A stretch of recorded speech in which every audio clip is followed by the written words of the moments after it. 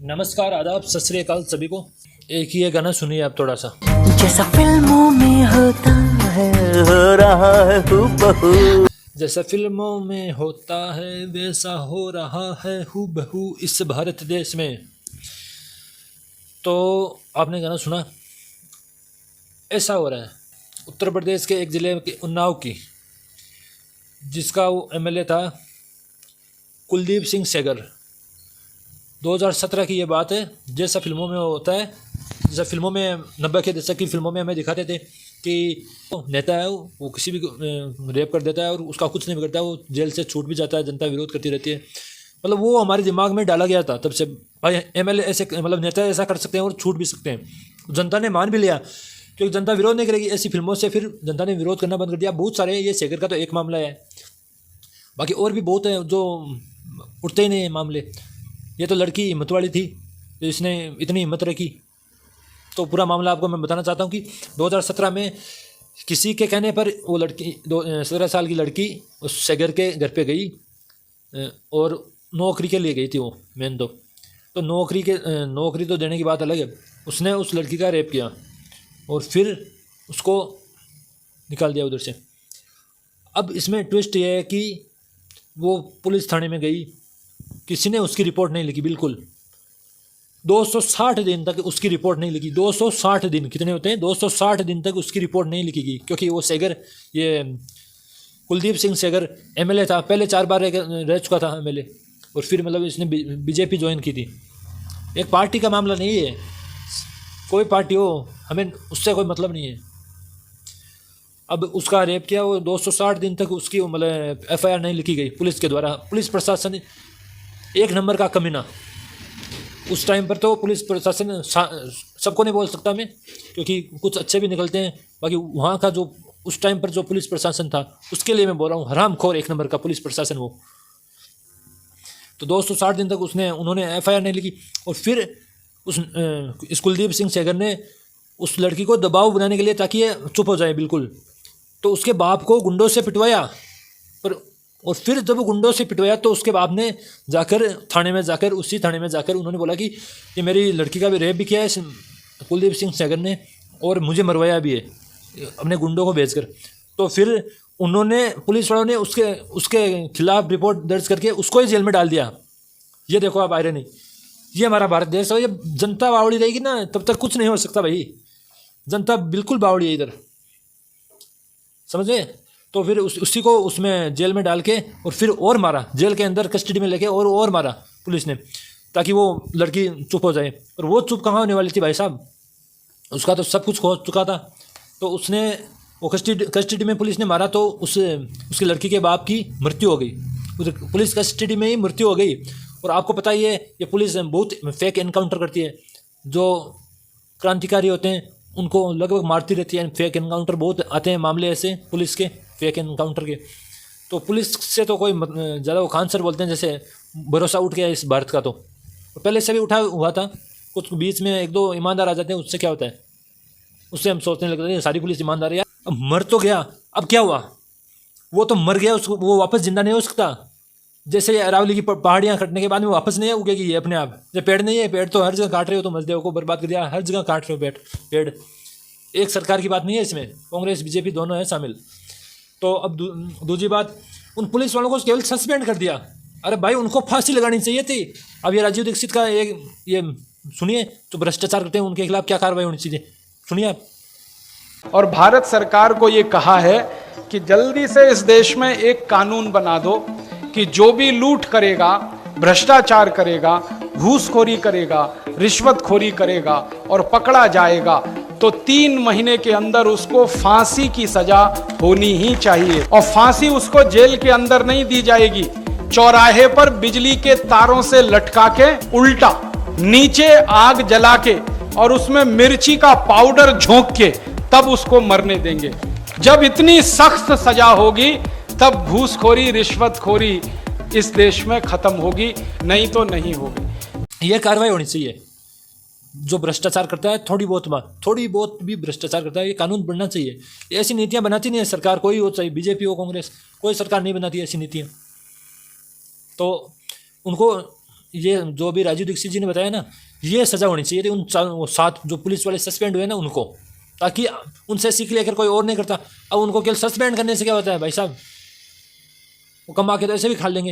हरामखोरों को वो जिंदा रहेंगे इस समाज में, हरामखोर वो 7 पुलिस वाले हरामखोर इस समाज में वो दरिंदे फिरते रहेंगे। और फिर क्या हुआ, फिर वो उसको बाप को मार दिया तो वो सस्पेंड हो गए। और फिर ये हुआ कि 260 दिन बाद में वो लड़की, जो उत्तर प्रदेश की जो लड़की थी वो उन्नाव की, वो सीएम योगी आदित्यनाथ, वो अपने आप को बहुत बड़ा हिंदूवादी कहता है। और हिंदू होने का मतलब क्या है, श्री राम ने किसी के साथ अन्याय नहीं किया, राम जी ने किसी के साथ अन्याय नहीं होने दिया। ये राम राज्य है क्या? तो वो किसी भी जाति धर्म का हो उससे कोई मतलब नहीं है। आवास पर जाकर, सीएम आवास के बाहर जाकर जब उसने खुद को पेट्रोल डालकर या कुछ भी कैसे भी करके वो जलाने की कोशिश की, आत्मदाह करने की कोशिश की, मैं इससे अच्छा तो मरी जाऊं तो ठीक है, तब जाकर एफआईआर हुई इस एमएलए के खिलाफ, कुलदीप सिंह सेंगर के खिलाफ। ये कोई भगवान थोड़ी है, हराम खोरो। ये जनता बावड़ी है, जनता का बनाया हुआ है वो, जनता ने एक वोट देके वो ताकत दी है तब जाके वो बनाया, वो तुम्हारा नौकर है। जितने भी अधिकारी ये नेता हैं सब जनता के नौकर हैं, नौकर। ये बात जिस दिन जनता को समझ में आएगी उस दिन सच्चा न्याय होगा इस जनता के साथ, मेरा तो ये मानना है। जब तक नहीं समझ में आएगी, ये उनको भगवान मानते रहेंगे, जब तक कुछ होने वाला नहीं है। तो फिर वो एफआईआर हुई उसके खिलाफ और सुप्रीम कोर्ट ने उसके खिलाफ फिर वो डेथ सेंटेंस सुनाया, भाई आजीवन कारावास, जब तक ये जिंदा रहेगा तब तक जेल में रहेगा। ये कुलदीप सिंह सेंगर एमएलए था जो। तो फिर क्या हुआ, जो ट्रक आई थी ना उस पर काली पोती हुई थी, उस ट्रक से एक्सीडेंट करवा दिया। वो वकील खत्म हो गया ऑन द स्पॉट, वो तीनों खत्म हो गए, केवल लड़की बची गंभीर हालत में। तब जाके इस पर एफआईआर दर्ज हुई, पुलिस ने तब जाकर की इस पर एफआईआर दर्ज, इतना सब कुछ होने के बाद में। और ये लड़की वाला मामला नहीं है इस कुलदीप सिंह सेंगर, इसने एक आदमी को और मरवाया है, वो भी इसके ऊपर चल रहा था केस। अभी आप देखिए स्क्रीन पे आपको शो हो रहा है, कारावास था भाई, जब तक जिएगा तब तक जेल में ही रहेगा हरामखोर। उसको सस्पेंड कर दिया, उसको कह दिया कि चलो ठीक है, अब से इसका चाल चलन ठीक लग रहा है। अरे कल को उसकी वो जो जिस जज ने ऐसा काम किया उसकी बेटी के साथ करेगा ये, तब उसको चाल चलन उसको सही लगेगा क्या? बेल मिल गई, इसको बेल मिल गई। जब इसको बेल मिली तो उसने साफ कहा उस लड़की रेप पीड़िता ने कि इसमें सीबीआई का जो आईओ होता है, आईओ सीबीआई का, वो भी इसमें उसने भी पैसे खाए हुए हैं। और वो जज का हाईकोर्ट के जज के बारे में तो बोल ही रही थी वो। अब न्यूज़ पिंच की क्लिप, इतना सब होने के बाद अब जब इसको उस रेप पीड़िता को पता चला कि इसको बेल मिल गई है और जो इसकी सज़ा थी आजीवन कारावास, वो सस्पेंड हो गई है भाई, आजीवन कारावास नहीं रहेगी इसको, और अभी बेल मिल गई है इसको। तो उसको पता चला रेप पीड़िता को, तो उसने धरना दिया, और धरने की आप वीडियो देखिए।